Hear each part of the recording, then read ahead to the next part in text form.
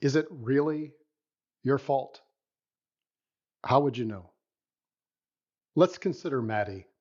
As we do, you might find yourself feeling emotional. If so, I encourage you to tap while you listen. It's appropriate and can be really helpful. Maddy was an unwanted surprise. Neither Maddy's mother nor father was happy she was conceived, continued to term, and was born. When people told them, "Congratulations," they just grunted. Was this Maddy's fault? As a baby, Maddy craved warmth and skin contact and got neither. When Maddy cried, Mom would shove a bottle or a pacifier in, slam the door, and turn up the TV. Maddy was rejected and neglected over and over again. Was this Maddy's fault? By the time Maddy was 4 years old, Mom was even more depressed and irritable. One day, Maddy was playing with some imaginary friends behind the sofa where Mom was sleeping. Maddy laughed too loudly. Mom woke up and suddenly screamed, "Maddy, stop that!" Followed by, "My life would be perfect if I wasn't stuck with you." This must be Maddy's fault.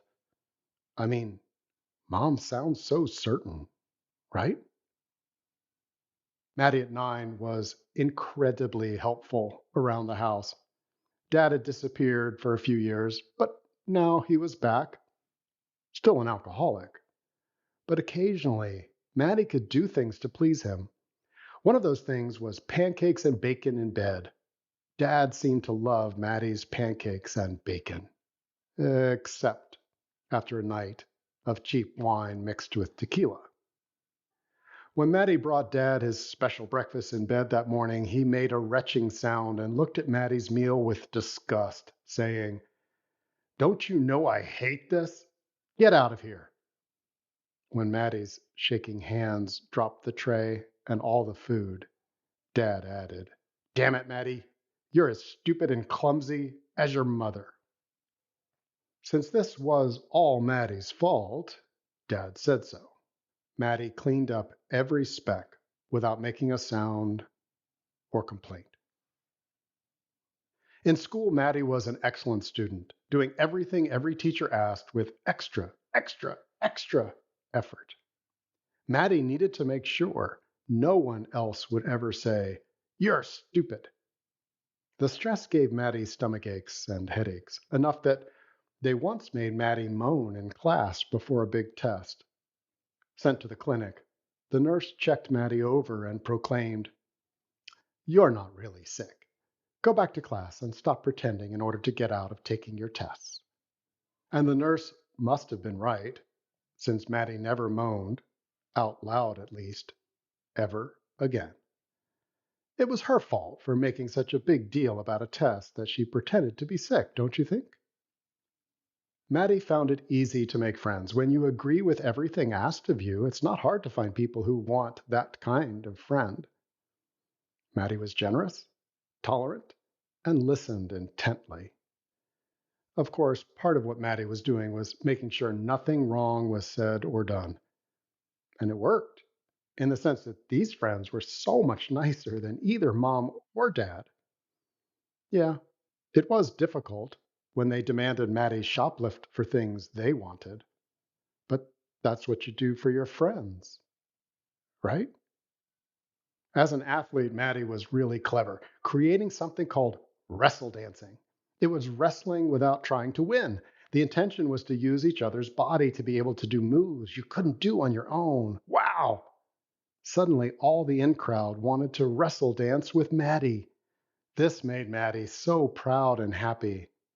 So, when dancing after school, and one of the most popular kids grabbed Maddy's crotch, Maddy froze and said nothing and did nothing to protest.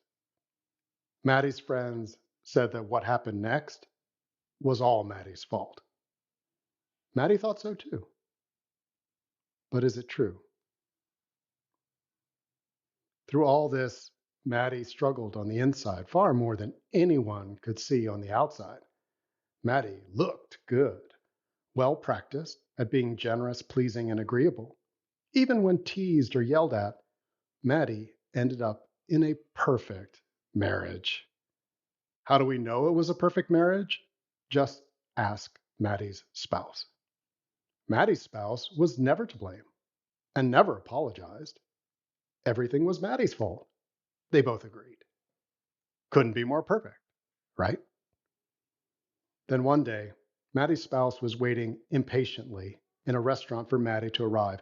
When Maddy finally got there, a loud stream of accusations spewed from Maddy's spouse. You're always late. You're so inconsiderate. You should have left early enough to get here on time. You've wasted my whole evening.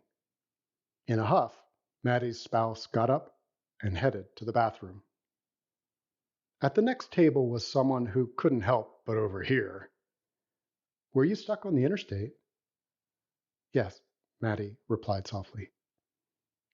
Well then, you getting here late, was that really your fault? You see, my partner is also stuck in that traffic behind the accident. It's going to take them 3 times the normal time to get here. Life happens sometimes, right? It's not something I could hold my partner to blame for. Maybe you're not to blame either? Maddy nodded a quick thank you and ate dinner in silence, listening to the perfect one talk about all their wins and opinions. Later that night, sitting alone and after some tears, Maddy started to feel something strange.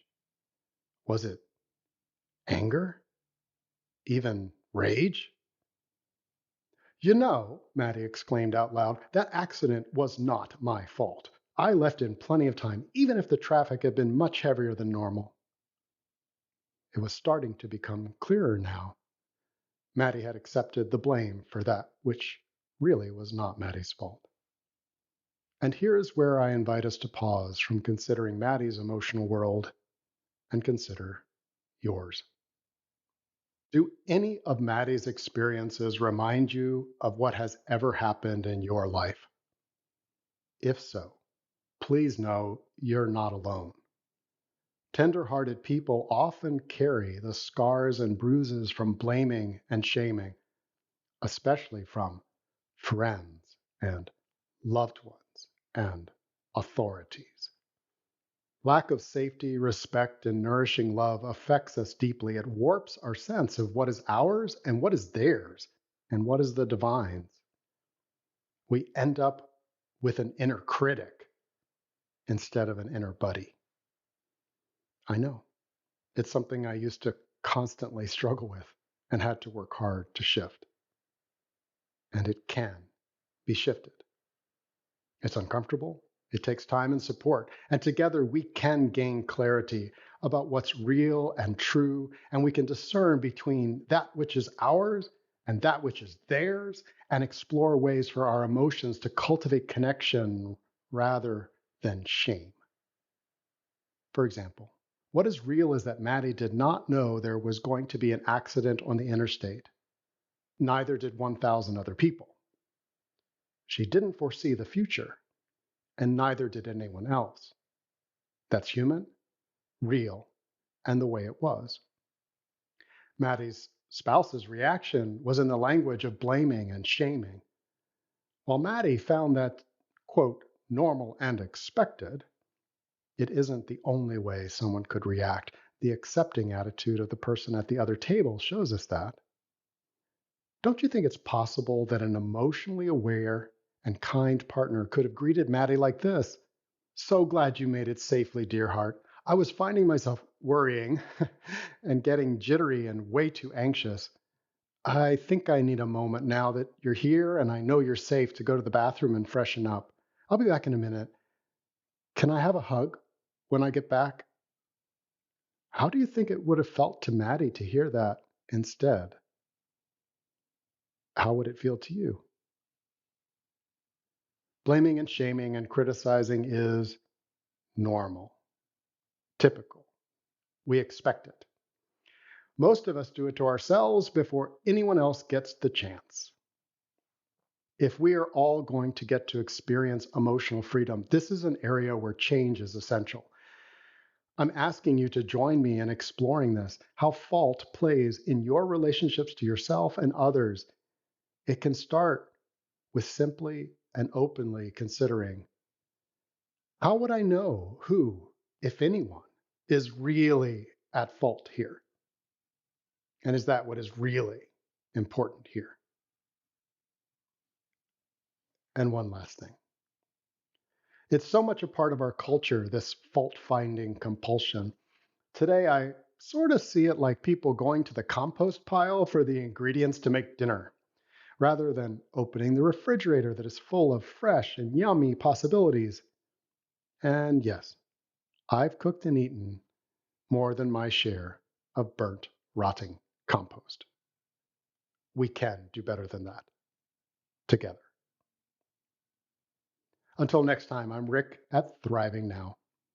Where are you finding fault with yourself when maybe it isn't your fault or it isn't entirely yours to take on? Email me at rick@emotionalfreedom.love. I'd be honored to parse through it together. Or visit emotionalfreedom.love and leave a comment. Thanks for listening.